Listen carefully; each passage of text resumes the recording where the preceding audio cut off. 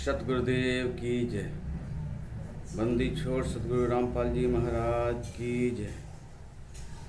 भगत भाइयों, मैं गाजीपुर उत्तर प्रदेश से अवधेश दास। मेरा मोबाइल नंबर है 8879464368। भगत भाइयों, यह ज्ञान अमृत एवं षड्यंत्र का विष, इस पुस्तक को अगर आप लोगों ने अभी तक नहीं पढ़ा है तो अवश्य मंगाएं और पढ़ें, क्योंकि इस पुस्तक में वो अनमोल ज्ञान छिपा है जिससे आपको यह पता चलेगा हमारे सदगुरुदेव संत रामपाल जी महाराज आज 9 सालों से जेल में क्यों हैं, क्या क्या उनके ऊपर केस लगा हुआ है, किन किन केसों में बरी हुए हैं और किस केस में सजा हुई है, और अभी तक वह जमानत पे भी बाहर क्यों नहीं आए। तो इस पुस्तक को पढ़ने के बाद आपको सारी जानकारी मिलेगी। इसलिए आप लोग इस पुस्तक को अवश्य मंगाएं और पढ़ें। इस पुस्तक को मंगाने के लिए एड्रेस इस वीडियो में मैं डाल दूंगा, और इस पुस्तक का PDF लिंक या FIR नंबर 429 और 30 का PDF लिंक चाहिए तो मैं अपने डिस्क्रिप्शन बॉक्स में डाल दूंगा, वहाँ से आप ले लेंगे। तो भगत भाइयों, आज वीडियो बनाने का मेरा मुख्य उद्देश्य FIR नंबर 430 का पार्ट 7 है। पार्ट 6 में हमने बचाव पक्ष के गवाहों का जिक्र किया था, और इस पार्ट 7 में हम सिर्फ सतगुरु देव संत रामपाल जी महाराज के बयानों को शामिल करूंगा। तो आप लोग इस वीडियो को ध्यान से देखें कि हमारे सतगुरुदेव संत रामपाल जी महाराज ने कोर्ट में क्या बयान दिया है। कोर्ट के जजमेंट के अनुसार उनके बयानों का चित्रण किया गया है, तथा परमात्मा ने जो भी बात मीडिया के सामने कहा है उसको इस वीडियो में मैंने संकलन किया है, और इस वीडियो को आप लोग ज़रूर देखें। अगर यह वीडियो आप लोगों को पसंद आए तो ज़्यादा से ज़्यादा लाइक करें, कमेंट करें, शेयर करें, और जो लोग इस चैनल पे नए हैं इस चैनल को सब्सक्राइब करें ताकि आपको अगला नोटिफिकेशन मिल सके। सत साहेब। सबसे महत्वपूर्ण बात है कि संत रामपाल जी महाराज ने जो बयान न्यायालय में एवं मीडिया के समक्ष अपने बचाव के लिए दिया था, उनके बयान को मैनेजमेंट द्वारा रखे गए अधिवक्ताओं ने बचाव के रूप में कहीं भी प्रमाणित नहीं किया। जैसे गुरुजी का बयान नंबर 1, मैं तो बंधक बना हुआ था, न्यायालय कैसे आता? मैं तो आना चाहता था, आप लोगों ने नहीं जाना। इस संबंध में अधिवक्ताओं ने कहीं भी एविडेंस बचाव के रूप में नहीं लाया, और ना ही इस पॉइंट को न्यायालय में साबित किया है कि आखिर आश्रम में संत रामपाल जी महाराज को किसने बंधक बनाए हुए था, वे लोग कौन थे जो बंधक बनाए हुए थे। इस बिंदु पर अधिवक्ता न्यायालय में अपना पक्ष रखते तो क्लियर हो जाता कि संत रामपाल जी महाराज को राष्ट्रीय समाज सेवा समिति ने अपने काले कमांडो आश्रम के मौजूद भक्तों ने उन्हें बंधक बनाया था। बयान नंबर 2, गुरुजी का बयान है कि मैं न्यायालय चंडीगढ़ में हाजिर होने के लिए दिनांक 5/11/2014 को पंचकुला पहुंचा था, मगर पुरुषोत्तम, राम कंवर ढाका, राजेंद्र आदि राष्ट्रीय समाज सेवा समिति के लोग मेरे खिलाफ थे। मुझे रास्ते से ही हाईजैक कर वापस बरवाला आश्रम लाए। गुरुजी के इस बयान के विरुद्ध उक्त तीनों लोगों ने बयान दिया कि रामपाल झूठ बोल रहा है, वह खुद न्यायालय में हाजिर होना नहीं चाहता था।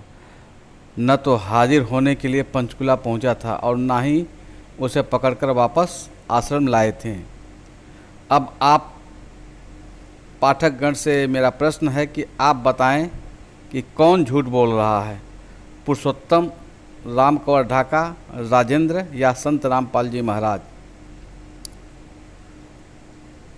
संत रामपाल जी महाराज ने बयान तीसरा नंबर पे दिया कि वे आश्रम में छुपा रहे इसलिए बच गए, अन्यथा वे लोग मुझे जान से मार देते हैं।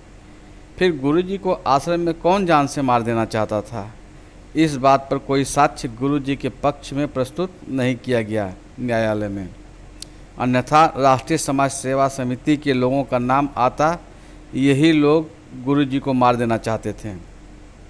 नोट: राष्ट्रीय समाज सेवा समिति के लोग वही हैं जो मैनेजमेंट का काम करते हैं और आज मैनेजमेंट के नाम से जाने जाते हैं।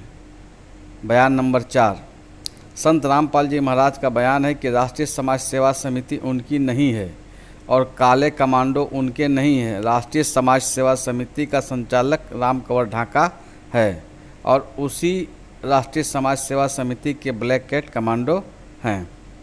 आपके ऊपर इतने इल्जाम है सर, आपके ऊपर इतने इल्जाम झूठे कैसे हैं आपके ऊपर? आपके गुंडे इतने खड़े थे वहाँ पे, हजारों आदमी हरियाणा पुलिस से। मेरे नीचे राष्ट्रीय समाज सेवा समिति नहीं तो आपकी समिति है। अरे आपकी समिति है बाबा, आप अपने आप को संत कहते हैं, आप संत कहने लायक भी है? आप आपसे भी जवाब दीजिए।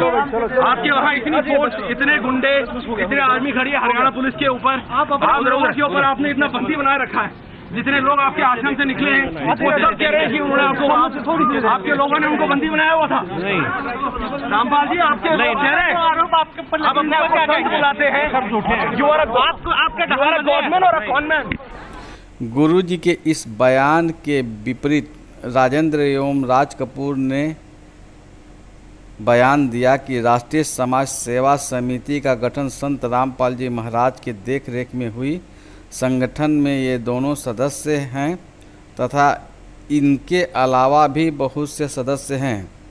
इन दोनों के बयान के विपरीत संत जी को निर्दोष साबित करने हेतु किसी भी पॉइंट पर साक्ष्य प्रस्तुत नहीं किया गया और ना तो दस्तावेजी साक्ष्य या मौखिक साक्ष्य न्यायालय में प्रस्तुत किया गया। इस बिंदु पर कहीं भी जीरा में भी नहीं किया गया, जबकि संत रामपाल जी महाराज ने घटना घटित होने के पूर्व चंडीगढ़ हाई कोर्ट में लिखित बयान दिए कि राष्ट्रीय समाज सेवा समिति मेरी नहीं है। राष्ट्रीय समाज सेवा समिति गुरु जी के कंट्रोल में नहीं है। इस समिति से गुरु जी का कोई लेना देना नहीं है। इसमें उनका अनुयायी अवश्य हैं मगर गुरु जी के कंट्रोल में नहीं हैं। वे अपने स्तर से कार्य करते हैं। उक्त तथ्यों को संत रामपाल जी महाराज ने घटना कारित होने के 3 माह पूर्व ही चंडीगढ़ हाई कोर्ट में अपना जवाब पेश किए थे। उस लिखित बयान का नकल चंडीगढ़ हाई कोर्ट से लेकर हिसार में विचारण चल रहे इस केस में बचाव पक्ष की ओर से सबूत पेश नहीं की गई। चंडीगढ़ हाई कोर्ट से उसका नकल लेकर दस्तावेजी साक्ष्य के रूप में जमा किया जा सकता था मगर अधिवक्ताओं ने दाखिल नहीं किया और साथ ही कोई भी मौखिक बयान नहीं दिलवाया। आखिर ऐसा क्यों, परमात्मा ही जाने। बयान नंबर 5: गुरु जी का बयान है कि उन्होंने किसी को ढाल नहीं बनाया, वे अपने आप को ढाल बन रहे, मुझे भी रोक रखे थे। आपको कोई अफसोस है उस बात का? बहुत अफसोस है। नहीं, जो आपने अपने अनुयायियों को ढाल बनाया और आप पीछे छुपे रहे, मैंने किसी को नहीं, वो आप सही मानते हैं? मैंने नहीं बनाया किसी को, वो अपने आप ही बन रहे थे, मुझे भी रोक रखा था। ये ढाल बने लोगों का गुरु जी के पक्ष में गवाही क्यों नहीं कराया गया? जो ढाल बने हुए थे अपने आप में, वे न्यायालय में जा करके क्यों नहीं वास्तविक एवं सत्य बात को बताएं? वे भी कैसे बताते हैं? वो तो आश्रम के मौजूद भक्तों को कहने पर ढाल बने हुए थे। इस प्रकार उपरोक्त बचाव के रूप में गुरुजी द्वारा दिए गए बयान को न्यायालय के अभिलेख पर मैनेजमेंट द्वारा रखे गए अधिवक्ताओं ने नहीं लाया और उनके बयानों के विपरीत उनके शिष्यों ने अपना बयान देकर गुरुजी को दोषी ठहराए जाने के लिए न्यायालय को सहयोग किया गया। अंततः गुरुजी को सारे अपराधों का दोषी माना गया और मरते दम तक का आजीवन कारावास की सज़ा सुनाई गई। सबसे बड़ी बात है कि गुरुजी कहते हैं कि आश्रम के अंदर मुझे बंधक बनाए गए थे और गुरुजी के शिष्य केस में गवाही देते हैं कि आश्रम के अंदर कोई किसी को ज़बरदस्ती नहीं रोके था, किसी ने कोई बंधक नहीं बनाया था। गुरुजी का शिष्य शिवपाल दिल्ली वाला एवं उसके सारे परिवार तथा सुरेश ललितपुर एवं उसकी माता काशी अपनी गवाही में कहते हैं कि आश्रम में कोई किसी को ज़बरदस्ती नहीं रोक रखा था, बल्कि खुद रुके हुए थे, क्योंकि आश्रम के बाहर पुलिस मारपीट करती थी। इस डर से सभी आश्रम में रुके थे। जबकि ठीक इसके विपरीत गुरुजी के मौजूद शिष्य जो इस केस में अभियुक्त थे अपना स्वीकारोक्ति बयान देते हैं कि जो कोई भी आश्रम से बाहर जाने का जिद करता था उसे संत रामपाल जी महाराज के कहने पर कमरे में बंद कर दिया जाता और मारपीट करते थे। अतः आप भगतगण अपने स्वतंत्र मस्तिष्क से निर्णय लो कि न्यायालय किसकी बात को साक्ष्य ग्राह्य करेगा। अपराध करने वाला खुद स्वीकार करता है कि आश्रम से बाहर जाने के लिए जो लोग जिद करते थे उसे गुरुजी के आदेश पर कमरे में बंद कर मारपीट करते थे, आश्रम से बाहर नहीं जाने देते थे तथा गुरुजी के शिष्य जो केस में गवाह हैं कहते हैं कि आश्रम में कोई किसी को नहीं रोक रहा था। तो यहाँ कन्फेशनल स्टेटमेंट को ही न्यायालय साक्ष्य में ग्राह्य करता है और ग्राह्य किया जाता है, जिसके कारण रामपाल जी महाराज को दोषी घोषित किया गया। इस तरह भगत समाज आज भी गुरुजी के बयानों को नहीं मानकर उसे तवज्जो नहीं देकर मैनेजमेंट राष्ट्रीय समाज सेवा समिति के कथनों पर चलकर गुरुजी को जेल से बाहर आने के रास्ते को अवरोध कर दिए हैं।